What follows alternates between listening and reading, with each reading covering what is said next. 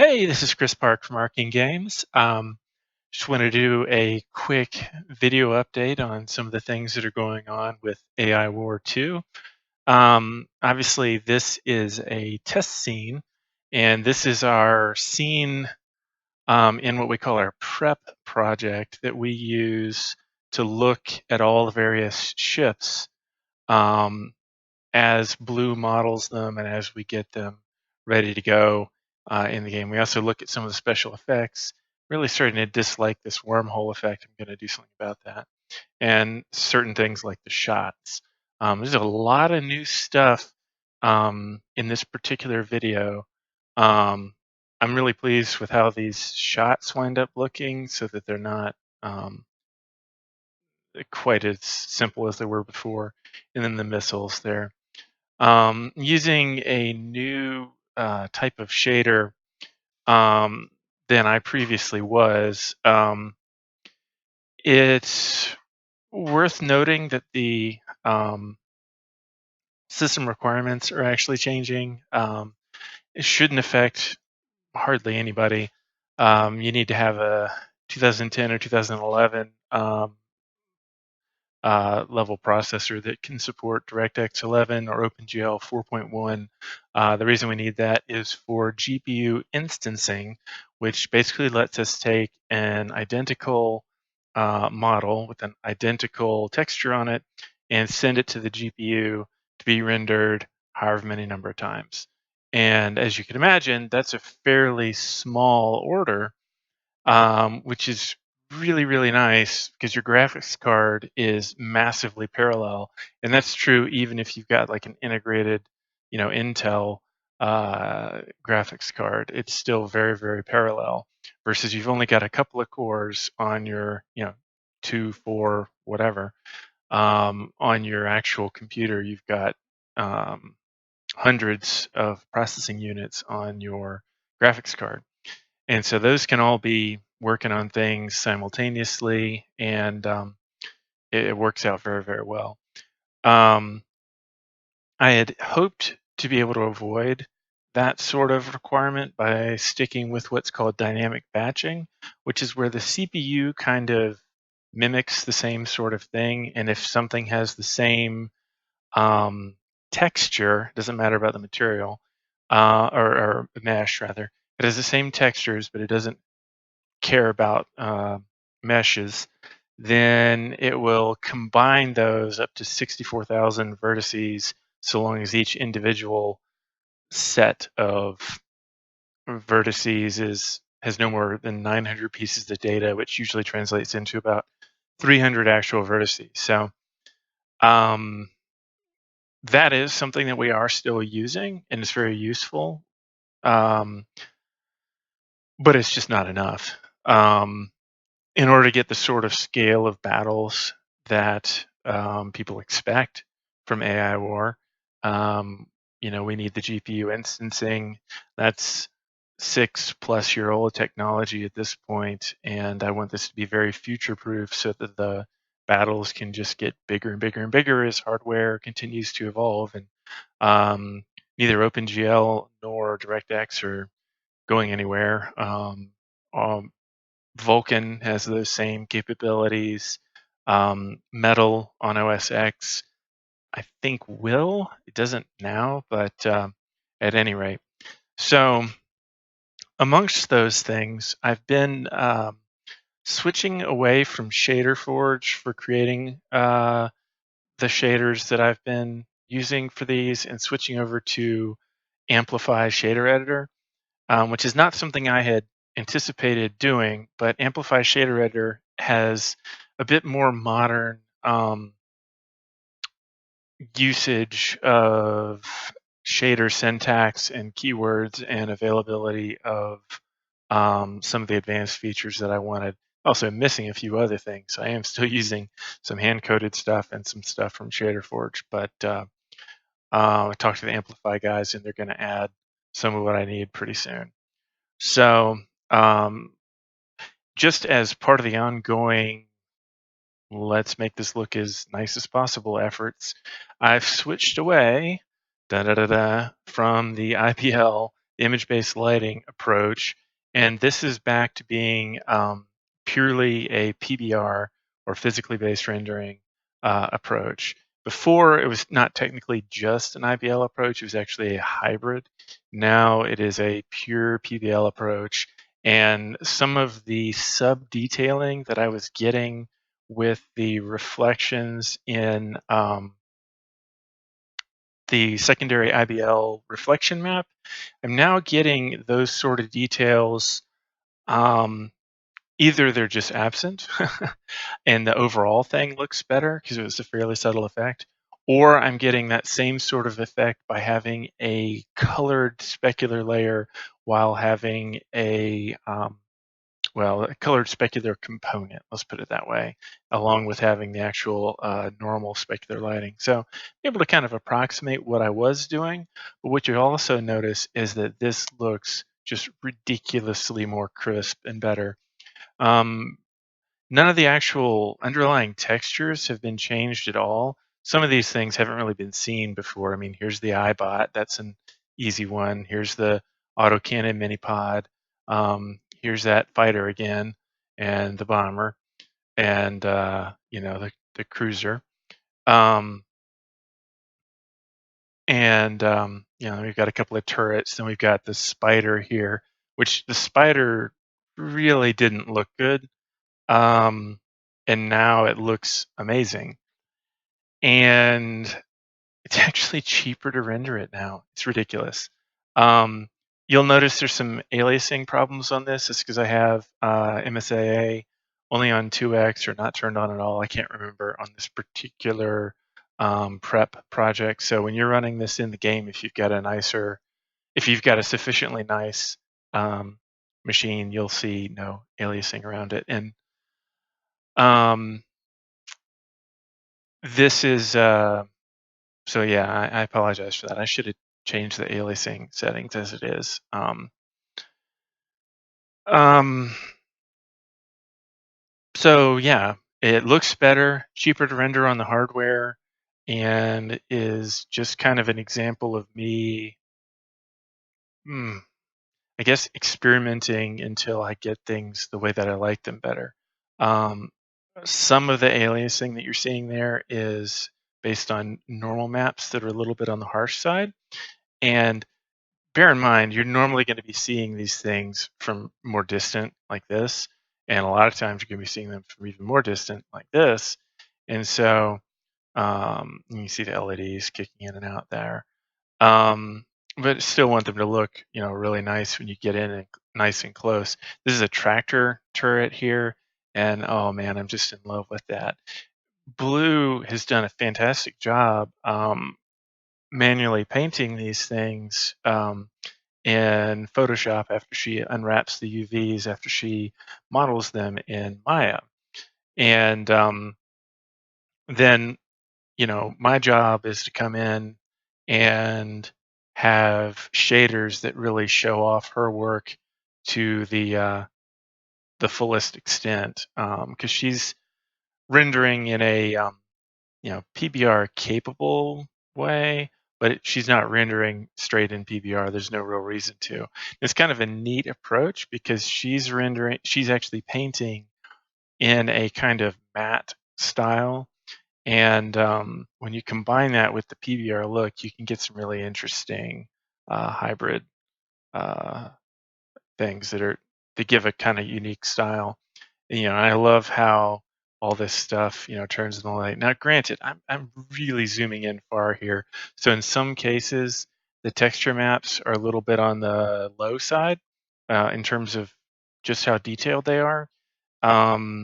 She does everything in 4096 by 4096, but that's pretty huge to be putting for an individual unit on a strategy game. So Synth and I tend to downsize those to 1024 by 1024, but we still have all the originals. So if for some reason we ever wanted to upsize them, or a few years from now, processors are just laughing at 4096 textures, then maybe we do an HD version or something. It's kind of like Age of Empires 2. They did an HD version later, and the requirements just were ridiculously different years later. This one right here is a good example of, this is the force field generator, and this has a lot of sub-detailing on it. It's got some blue emissive lighting and so forth, and it's got a red specularity to it, and it's kind of a slightly purplish tint to it actually. And then it's got the actual specular light from the highlight from whatever the sunlight color is, which the sunlight color is white in this test scene, but in the actual game, it's based on uh, somewhat what the background color of the skybox is. And so in the game, these take on a bit of a different cast based on the lighting of the actual planet they're at the time, which is a nice touch. That was something suggested by Eraser. It's kind of a fake global illumination in some ways. And that's, I think, the plasma plasma torpedo launcher turret. And this is a good old one that was originally a sprite from Tyrian that is now a 3D model. It's a mercenary set, is what we're saying. And then this is the AI, planet controllers. The one when nobody controls it, I made it look very rough. I really took the normal maps and made them much more rough than they otherwise would be. And then I was really going with this very chic, metallic look to some of the human controlled stuff, which matches in a lot of ways the underlying textures that Blue was doing. And I was kind of pleased with how that ties in here. So one of the things I'm trying to do is kind of establish a variety of visual styles that all have a very metallic look to them, but have varying degrees of smoothness and varying degrees of light coming off of them. And I'm probably going to redo how the bloom is handled. Um, and there's a few other things post-processing wise I'm going to redo. But the models themselves are getting the way that I want. This is a Raider. You recognize that from the logo in our first game, and kind of from the second game too. I've been mucking about with that one. I may do more with that. And so there's some particularly neat ones I wanted to show down here. For one thing, I wanted to show some of these right here. This was my fault, had nothing to do with Blue or with Synth, but they looked terrible. The reason was that in order to show the kind of disabled style, I had really kind of blacked it out on the one on the right. This is the the fuel refinery ones. And I had blacked it out to the point that you just couldn't even tell what the heck it was. And so, Blues was blacked out some, but not to that degree. But when I was originally setting this up using this was a couple of iterations ago, so I think it was even before the IBL version, it was not looking different enough between the two versions for me to kind of tell at a far distance which one it was. And I didn't like that. So I went in and made the difference a lot more dramatic, and that was then problematic for some other reasons. Now, with this new approach here, this is using different gloss and specular settings, as well as Blue's underlying uh, emission maps for the lights and actual textures and so on.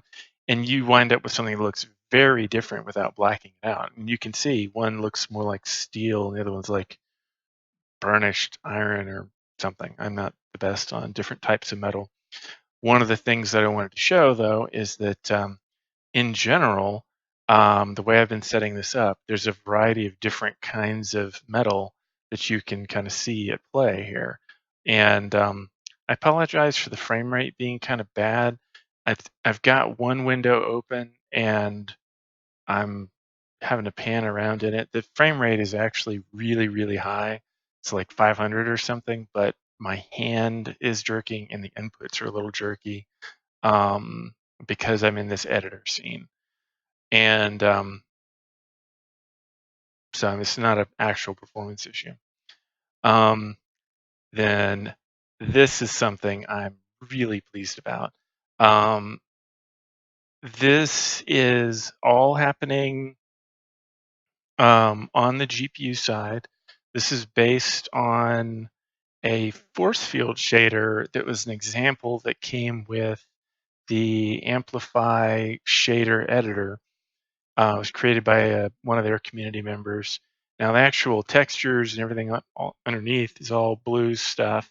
And if you've been playing in the last while, you may recognize this anyway. But I was really unhappy with how static it felt. And she'd come up with this really cool um, model, but there were elements of it that are just very flat. You know, these um, kind of solar panel planes and stuff. And, you know, that was never something I had a problem with, but it is something that I just felt like it wasn't really represented. Um, my shaders weren't doing her original vision justice. Let's put it that way. So now we've got these electric things moving along here. This started out as being that one shader from for the force fields, but then I made a bunch of changes to it, made it not that it wasn't efficient to start with, but it was much more broad spectrum and doing a bunch of things I didn't need it to, like vertex offsets and variety of other things, or calculating various pieces of data. And so I added in some of my own pieces, making it a PBR shader for one thing, so that we still get that metallic look, but then also having in a lot of rim lighting and other fantastical effects on it. So I'm pleased about that. This is another one that has just looked awful, but now, thanks to the new lighting, it looks so much better. These sniper starships, and then this one, just a lot of the detail had been lost, but I love how it looks. And these are, I think they're the plasma torpedo ones. You just see all these different kinds of metal now. This is another one I'm really pleased with. This is that same shader that I just showed you a bit ago, but it's with some different masks. I added a variety of new capabilities to that particular shader, as you can probably tell. And Blue modeled these. These are the stealth starships. And she modeled these, and I just love the profile of them and the look of them.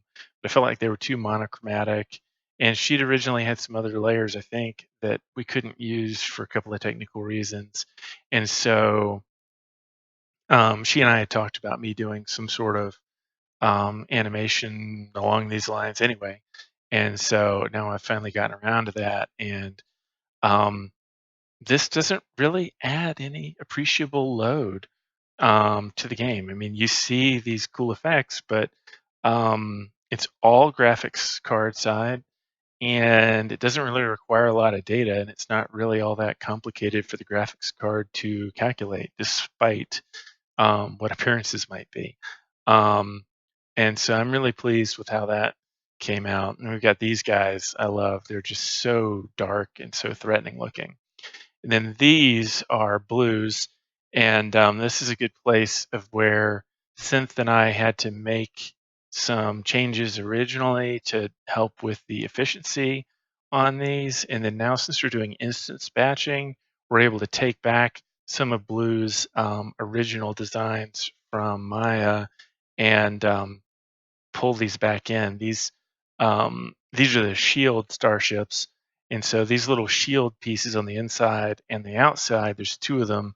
They're transparent, and that gets pretty expensive when you're not able to batch them. But now we're able to instance them, and so all 8 of the ones that are in view presently are being drawn with one instance call, which is pretty slick. And so, yeah, so we've got those. These are just kind of higher mark levels of the other starships there. You got the MLRS um, um, starships there. And then the Ark is now a lot more metallic looking. I'm pleased with how that came out. And since you see it from further away a lot of the times, it really shows to best effect, I think. Whoops, I accidentally deleted a material there, that pink thing. It was a material that I didn't think I was using, but turns out I am. This thing right here is our actual, this is the, basically the AI version of the Arc. I had a temporary version of that in place a long while ago. And then this is actually a model from CG Trader, but one that is so high poly that it would never be used in a game. It's like 230 some odd triangles. And we got it way, way lower, made some various changes to it, put textures on it that are our own, put our own materials on it, blah, blah, blah, blah, blah. And voila, here we are. This is actually textures that are by Blue. And we have this really cool structure that fits in with the rest of our stuff. And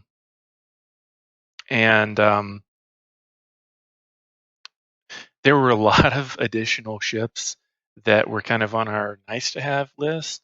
And so by making some clever use in a few cases of things where we're not modeling it from scratch, this is the only one out of all of these ships. This is one of the only ones that's not been modeled from scratch by us. We're able to save ourselves a few days here and there, which then lets us get those wish listy things, which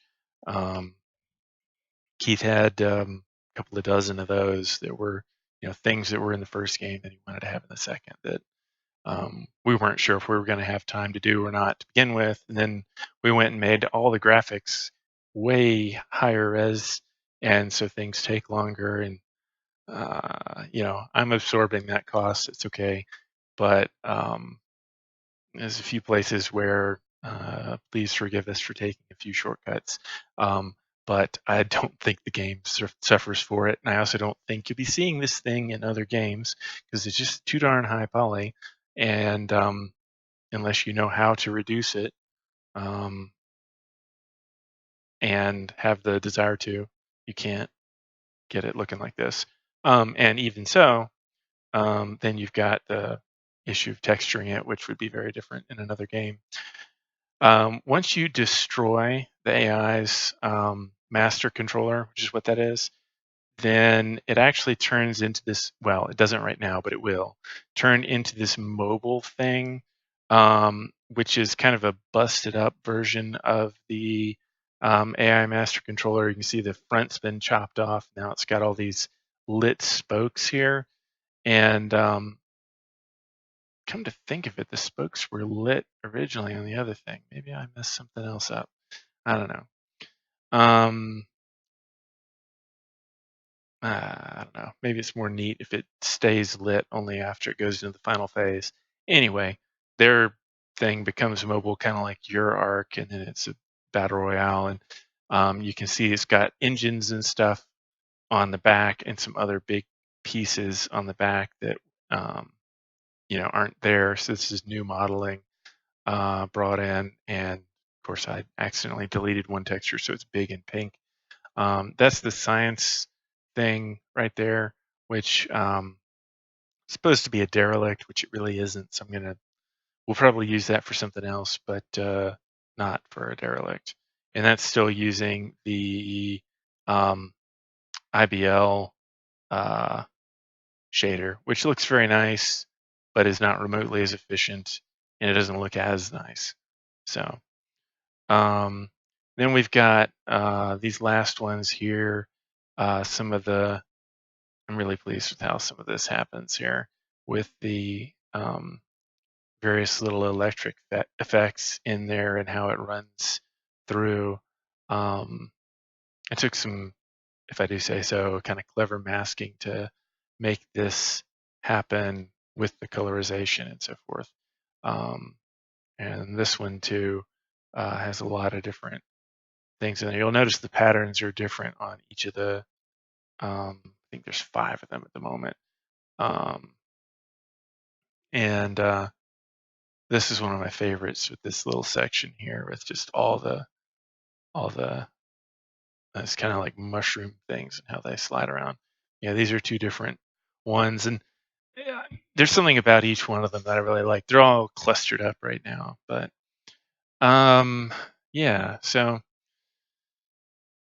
that's a lot of what we've been working on. Some of which you can see in the game, some of which you can't.